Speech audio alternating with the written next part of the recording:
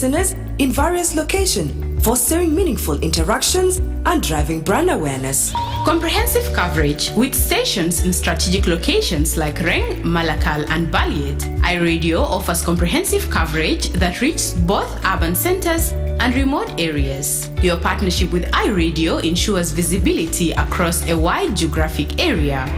Don't miss out on the opportunity to amplify your message with iRadio. Partner or advertise with us today and make your voice heard across South Sudan.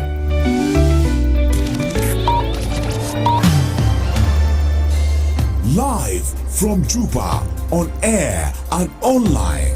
This is iRadio News. Hello, good morning. This is iRadio News. First, here are the headlines. The South Sudan Human Rights Defenders Network is calling on national leaders and public institutions to act with integrity and address systemic corruption that continues to undermine development, peace, and human rights across South Sudan as nations mark the International Anti-Corruption Day today. Vice President Dr. James Waniga has urged the governor of Western Equatorial State to unite all citizens for the common good following a courtesy call at his office on Monday. And elsewhere, Sudan's Air Force has carried out bombings in which at least 1,700 civilians have died in attacks on residential neighborhoods, markets, schools, and camps for displaced people, according to an investigation into air raids in the country's civil war. These stories and more coming to in this news bulletin with me, Lasuba Memo, and now the news in detail.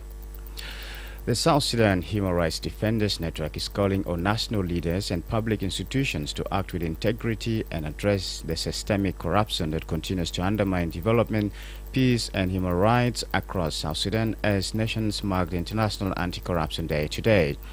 Ranked among the lowest in the 2024 Corruption Perceptions Index released early this year, South Sudan scores 8, Somalia 9, and Venezuela 10, making them the countries perceived as the most corrupt.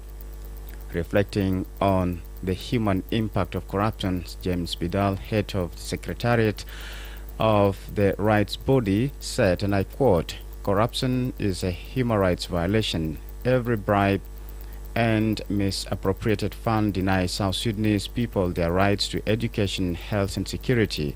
There is no room for excuses. Leaders must be held accountable." End quote. The South Sudan Human Rights Defenders Network warns that corruption erodes public trust, impoverishes communities, and slows down peace building and economic progress.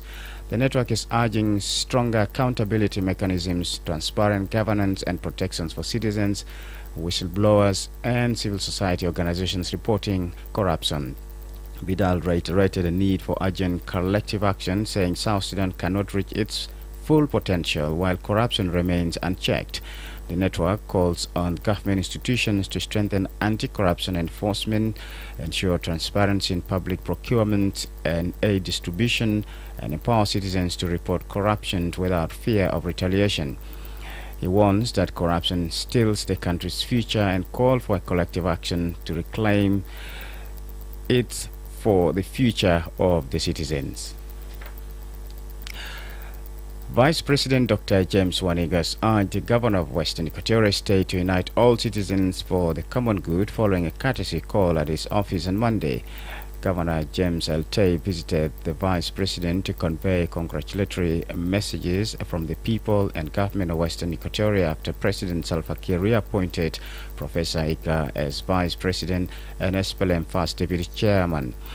Professor Ika thanked the people of Western Equatoria for their continued support and for maintaining peace in the state. He also reaffirmed the party's commitment to recognizing and rewarding party cadres who have served diligently. Governor Eltay pledged to mobilize broad support for the party-led government, stating that the people of Western Equatoria have stood with the party since the liberation struggle. Leaders in Roang administrative area have pledged to strengthen cooperation on civic education, citizen participation, and human rights following the conclusion of a County Commissioners Forum yesterday.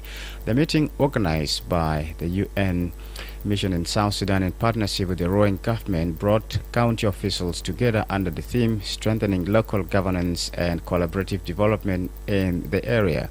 During the forum, UNMISS Field Office Head Sam Korutoro urged local authorities to work closely with neighboring communities to promote peaceful coexistence and social cohesion.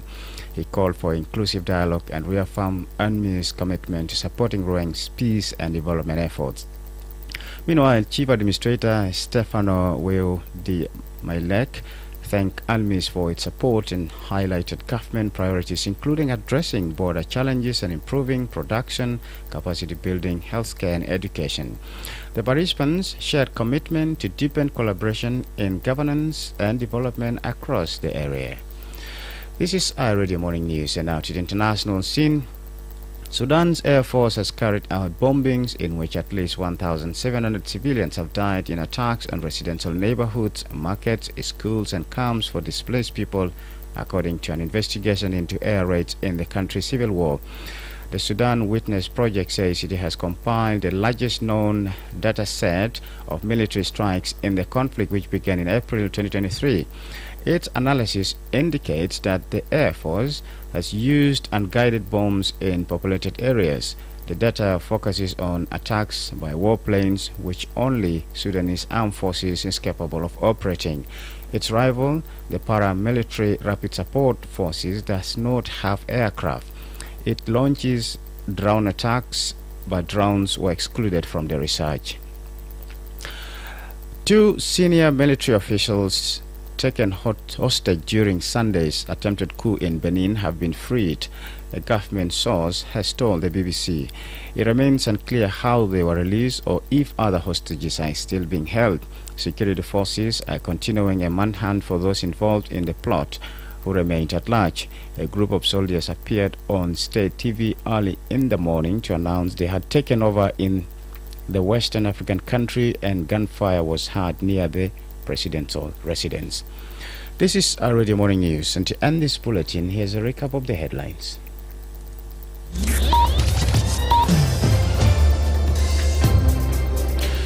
The South Sudan Human Rights Defenders Network is calling on national leaders and public institutions to act with integrity and address the systemic corruption that continues to undermine development, peace, and human rights across South Sudan as nations mark the International Anti-Corruption Day today. Vice President Dr. James Wanigas urged the governor of Western Equatorial State to unite all citizens for the common good following a courtesy call at his office on Monday. And Sudan's Air Force has carried out bombings in which at least 1,700 civilians have died in attacks on residential neighborhoods, markets, schools, and camps for displaced people, according to an investigation into air raids in the country's civil war. That's the end of iRadio Morning News. If there is a story or an event you'd like iRadio to cover or report about, please send us a text message at +211 925 287 It's also our WhatsApp number. Follow us on X at iRadio Juba, like our Facebook page iRadio, subscribe to our YouTube channel at iRadio South Sudan. You can also visit our website and listen to us online at www.iradio.org. Stay tuned for news in Arabic at 8 o'clock. I'm Lasuba Memo. Thank you for